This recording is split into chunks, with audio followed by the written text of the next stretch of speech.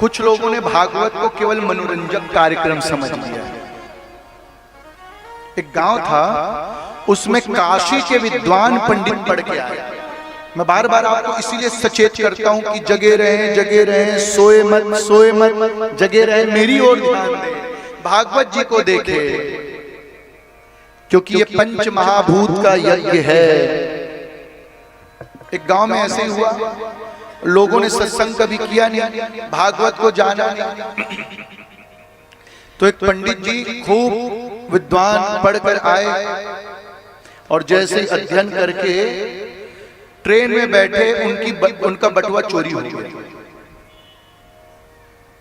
बटुआ जैसे चोरी हो गया, टीटी आया, टीटी कहने लगा टिकट दिखाओ। वो रोने लगा, टीटी साहब हमारी टिकट तो बटुए में थी, बटुआ चोरी हो गया। तो टीटी ने उतार दिया और जैसे ही टीटी ने उतारा वो एक जंगल से दूर आंचल गांव में फंस गया। अब पंडित को और कुछ आता नहीं सिवाय भागवत के, भागवत ही पढ़ कर आया था। अब पंडित जी ने सोचा भैया एक आध कहीं स्थान में हमको जगह मिल जाए, भागवत जी का पाठ कर दे, 2-4 रुपए दक्षिणा मिल जाए तो जाने की व्यवस्था बन जाए हमारे नगर। दिन भर थके मांदे जाते हैं, एक मंदिर मिला तो महाराज जी को आशा जग गई कि मंदिर में कुछ न कुछ व्यवस्था हो जाएगा। मंदिर में पुजारी दुबले पतले सुदामा जैसे। पंडित ने कहा भैया, पहले तो पंडित देखकर घबरा गया, जब पुजारी इतना पतला दुबला है तो इस गांव के हाल क्या होंगे मैं समझ गया। दान दक्षिणा ठीक मिलता नहीं होगा तो पंडित कुछ खाते नहीं होंगे, पतले दुबले हैं। उसने पूछा पुजारी जी हमको कथा आती है, हमारा बटुआ चोरी हो गया, पैसा कौड़ी कुछ नहीं है, हमको पैसे की व्यवस्था करवा देते।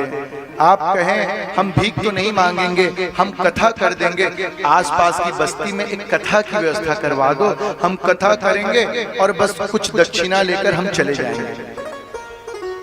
पुजारी ने कहा भैया इस गांव के हालात के क्या कहने, यहां तो भागवत शब्द किसी ने सुना नहीं। आप जाकर कहेंगे भागवत तो हंसेंगे। हाँ, लेकिन इस गांव में एक पटेल जी रहते हैं और वो पटेल जी बड़े पैसे वाले हैं।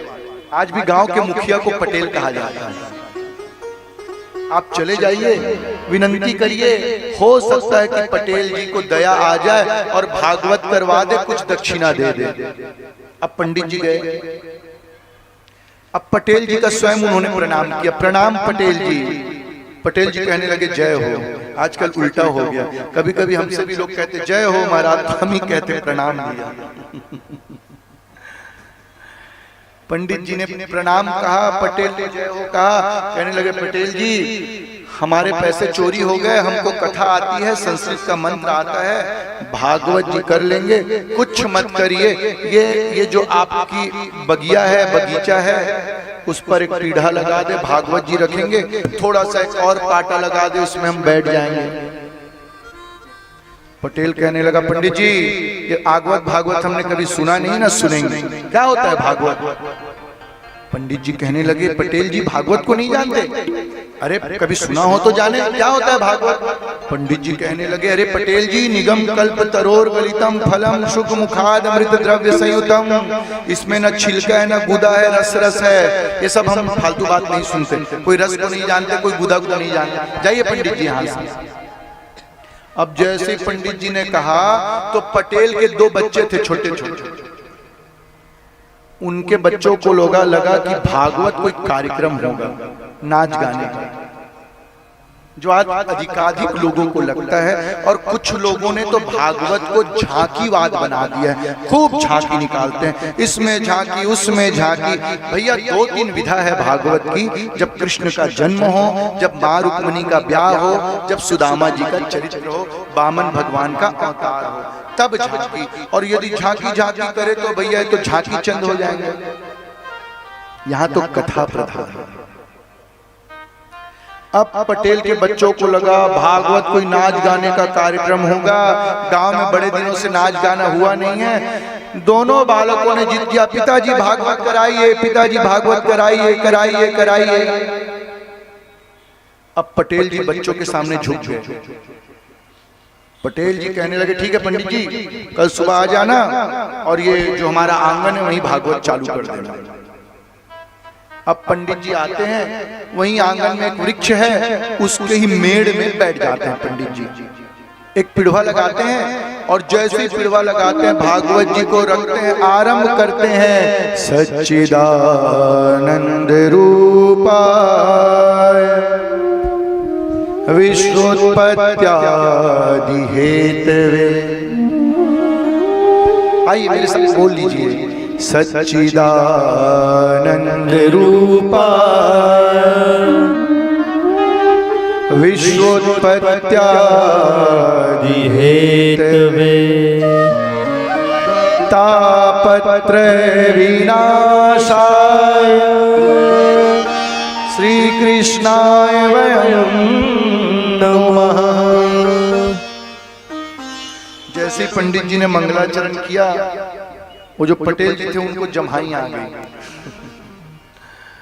कुछ लोगों को मैं देखता हूँ यहाँ खूब जम्हाई करते हैं। जैसे पटेल को जम्हाई लगी, पटेल कहने लगा, पंडित जी आप तो करते रहिए। और उसी आंगन के सामने उनका कमरा था। पटेल जाता है, वहां पर खूब चावल दाल सब्जी निकाला, दबा के खाने लगा।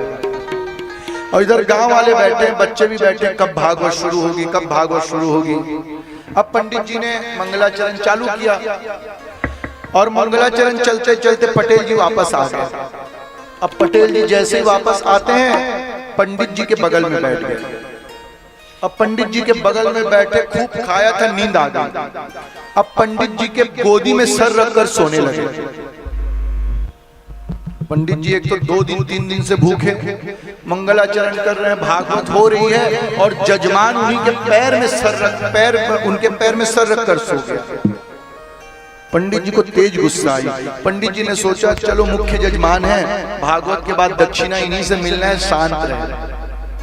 अब प्रवचन चल ही रहा है, अचानक पटेल के गाल में मक्खी आकर बैठ गई। और जैसे मक्खी बैठी, पटेल ने जोर से अपने गाल में मारा, मक्खी भागी, फिर बैठ गई। अब पटेल ने अपने गाल में मारने के चक्कर में पंडित जी के गाल में एक तमाचा मारा। और जैसे पंडित जी के गाल में तमाचा पड़ा, पंडित जी 3 दिन से भूखे, पतले दुबले। अब इन्होंने सोचा, आओ देखा न था, अब दक्षिणा जाए भगवान के पास। पंडित जी ने पोथी उठाई, बगल में रखी, अब पटेल को दोनों हाथ से उठाया और फिर जमीन में पटक दिया। और जैसे ही पटेल को पटका, गांव वाले ताली बजाने लगे, अरे भागवत भगवान की जय, भागवत शुरू हो गई। उधर पटेल को गुस्सा आया, पटेल ने पंडित को उठाकर पटका, पंडित ने पटेल को पटका, दोनों आपस में लड़ने लगे, मल्ल युद्ध करने लगे, सब ताली बजाने लगे, नगाड़ा बजाने लगे, धन्य है भागवत भगवान, धन्य है, जय हो जय हो। और दोनों उनके बच्चे जोर जोर से ताली बजाते और कहते और पिताजी और पटको, पंडित को बार बार कहते और पटको पंडित जी, दोनों लड़ने लगे। अब सब खुश होने लगे, लेकिन पटेल तो डरने लगे। पटेल को बार बार चोट आती और उसी आंगन में सूखा कुआं था। पंडित जी तो ताव में थे। अच्छा, भूखा कोई व्यक्ति रहता है ना, 3-4 दिनों से और ताकत आ जाती है। अब पंडित जी ने पटेल को उठाया और कुएं में पटक दिया। अब जो पटेली थी उसको बात समझ आ गई, पंडित जी का गुस्सा असली लगा। पटेली डरने लगी, मेरे पटेल जी नहीं बचेंगे। अब पंडित जी उसके सीने में बैठ गए और जैसे नृसिंह भगवान बैठते वैसे दोनों नाखून में उसके सीने में हाथ रख के फाड़ने लगे, आज तुझे नहीं छोड़ूंगा।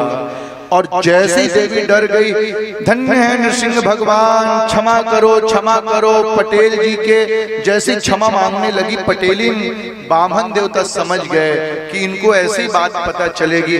ब्राह्मण कहने लगे कि मैं इसके ऊपर से नहीं उतरूंगा। पटेली कहने लगी, हे भागवत भगवान, कैसे ऊपर आओगे, कैसे उतरोगे? तो पंडित कहने लगा, 500 के 5 नोट चाहिए। पटेली जाती है दौड़ के और तिजोरी से 500 के बंडल लेकर आती है और पंडित जी को तुरंत देती, उतर जाइए भागवत भगवान। और जैसे ही पंडित जी को 500 की गड्डी मिलती है, उस गांव के बुजुर्ग को कहते हैं मुझे हाथ दीजिए। बुजुर्ग हाथ देते हैं, पंडित जी ऊपर आते हैं और सबको आशीर्वाद देते हैं और चले जाते हैं। तो उस गांव के सबसे बुजुर्ग व्यक्ति, इधर पटेल खूना खून, मस्तक फटा, शरीर में चोट लगी, वो बुजुर्ग कहते हैं धन्य हो पटेल जी, धन्य हो। अरे वो तो आप जैसा बलशाली था जिसने भागवत करा ली। ये तो हमारे गांव का दुर्भाग्य हो जाता, आप नहीं होते तो हम तो भागवत नहीं करा सकते थे। तो धन्य है पटेल जी, आपने पूरे गांव को तार दिया, धन्य है भागवत भगवान। अब ये कब होता है ऐसा? जब भागवत में ध्यान नहीं रहेगा। तो कुछ लोगों के लिए भागवत मनोरंजक हो चुका है। मनोरंजन नहीं, ये मनोरंजन का विषय नहीं, ये आत्मरंजन का विषय है।